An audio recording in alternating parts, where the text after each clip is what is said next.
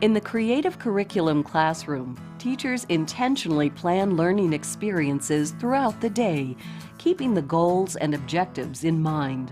They individualize learning based on their observations of the diverse strengths and learning needs of children. Notice how teachers support children's learning during each part of a typical day.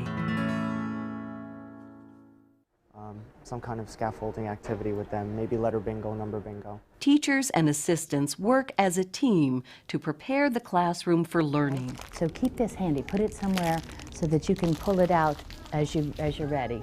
When the classroom is well organized, children can find what they need to create, explore, and learn. The morning routine is so important.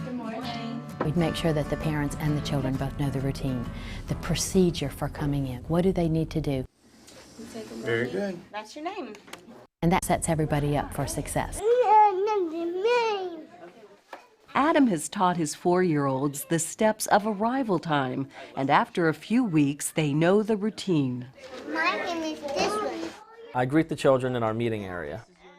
I use this very important transition time to build relationships with individual children. You were with your sister? What were you guys doing?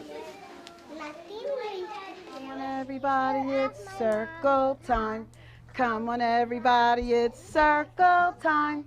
Time to start our day, let's go. Group meetings provide rich opportunities for children to come together and experience a sense of community. You came off the bus, right? You ate your breakfast, and we're right here now. Can you put it right here by morning meeting? Let's go morning. I am so glad all of my friends are here. And do you know how I know that? When you came to school today and you moved your name over to the school side, I looked over here, and for the first time, there are no names. Not one person stayed home. All of our school family, they're all at school. All of you are here today. Isn't that wonderful? I think we should clap. Everybody came. Hello, how are you? How are you today? Teachers consider the age and needs of the group, time of year, and their goals for children when planning for group meetings. The bear has boots on, so what else does he need to keep warm outside? Sharon prepares children for choice time with a song. We have choices, we have choices, yes we do. And then plays on their love of suspense for recognizing names and making choices. Prince, where do you think you're going to work? On the computer? Okay. During choice time, which typically lasts for an hour or more, children work in interest areas to explore, Awesome. make things, and pursue their own interests. Teachers support children's learning during choice time. They observe, ask open-ended questions, What would happen if you put both rocks in the boat? make suggestions that extend children's play and learning, Did you want to investigate some more? and encourage, as Hope, the inclusion specialist in Lewis's classroom, does with Max. My main focus with Max was on language development. I used vocabulary and described what he was doing. You're building vertically up and down. Wait a second. Camille has created a matching game with names and photographs of children in the class. This is not her name. That's right, that's not Alexis's name. That's Benjamin's name. So you're going to put Benjamin's picture next to his name. Where's Benjamin? There. Lynn relies on 3-year-old Melvin's artwork and uses gentle questioning to encourage him to communicate his ideas. You're showing me that? What is that? Trip. That's Trip Trap? Where did you hear the words Trip Trap? I heard it. You heard it? A book. In a book. Do you remember what that book was? You read book. We can read the book. Do you want to read the book? Do you know what book that was where we heard Trip Trap? Yeah, I heard it. In the Billy Goat book. 4-year-olds in Sharon's room use collage materials to represent what they know about trees. This is how we weigh things. It says which is heavier. This is a scale, okay? If you put one on this side and one on that side, you'll see which one is heavier. Which one do you think is heavier? Hold them in your hands. Which one is heavier? That one? Okay, then put it in the scale. Put it on this side. Now put the other one on the other side. You predicted right. Look at that. This side stayed down, so that was the heavier rock. Many teachers find it challenging to pose open-ended questions. Posting such questions in interest areas serves as a helpful reminder. What do you think would happen if you put this rock on this side? Anything on your card? At the beginning of choice time, Adam gathers a small group to introduce a rhyming bingo game. Does head sound like thread? Nope. Head and thread? It does? Then you get to put a red chip on top of that head. They're bees. During a scheduled time for small group learning, Camille facilitates an investigation related to their study of balls. Hey, look at this one. They discuss their findings and create a chart of hollow and solid balls. Noticing the similarities between balls and bubbles, the children choose to include bubbles in their investigation. They observe and describe what they see. Look at Kyla. Kyla and Rafe. What do you see inside of the bubble? What's inside of it? Sticky stuff. Kyla, what do you see inside of your bubble? Nothing. Nothing. Remember the other day when we did our poem about balls? On another day, Carol's small group experience for the 3-year-olds focuses on math. A big ball, can you make a big ball with your hands like that? A big ball, a bigger ball, the biggest ball I see. Are you ready? Can we count them? 1, 2, 3. To reinforce concepts of comparative size, she connects a familiar poem about balls to leaves. I thought that is a very big leaf. And I noticed something, that this is a big leaf, but this one is even Bigger. And I got my scissors and I got out of the car and I thought, look at the size of those leaves. This is a big leaf, but this one is but this one is the biggest. It is the biggest leaf of all. After using comparative language, they cluster around the leaves to examine them more carefully. Lewis uses snack time conversations to build vocabulary and language skills.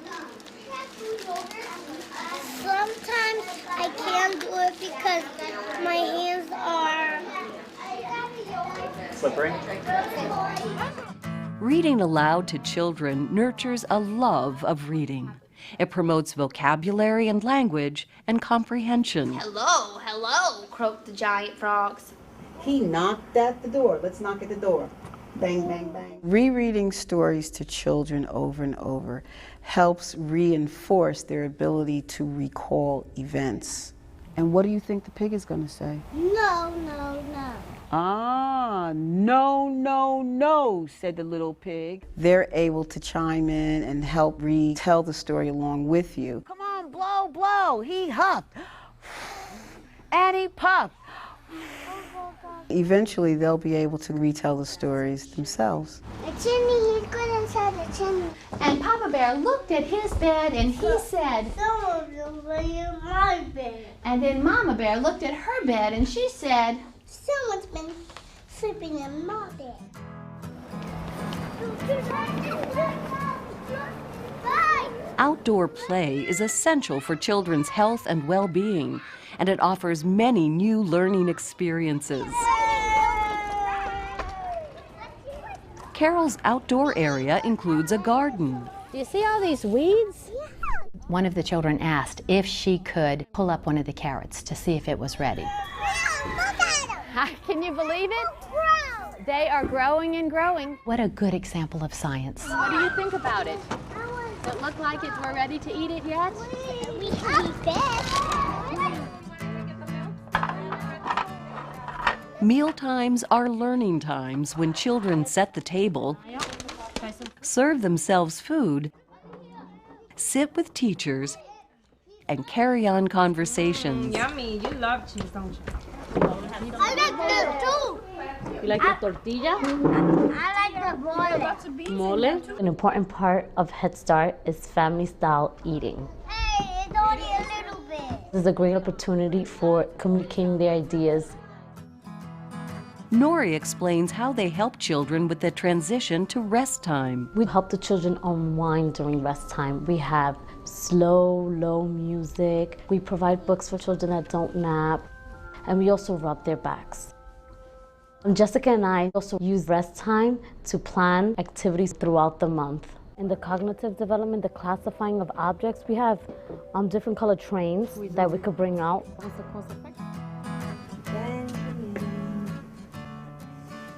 Depending on the length of the day, teachers plan their schedules so that children's learning continues through the afternoon.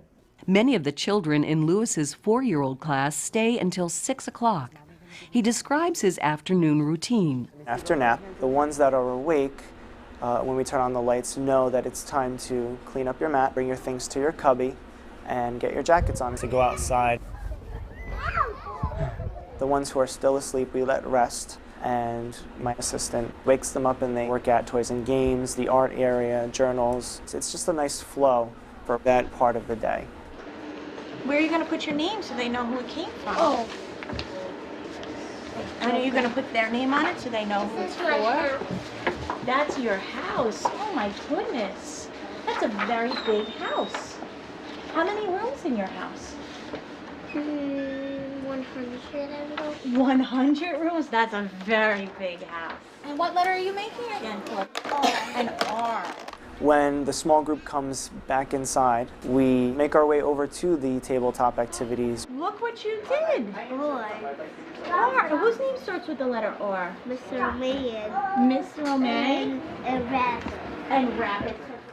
Or the library. We try to keep it low-key, nice, relaxing. Keep going, see what you can find. Lynn's program ends at 3:30. After rest time and snack, her 3-year-olds have choice time. Sí, ella se subió. Ramanita, Lynn's assistant, uses a wordless book to help children tell a story in their home language. ¿Tú crees que ella se va a caer? Jack fell down.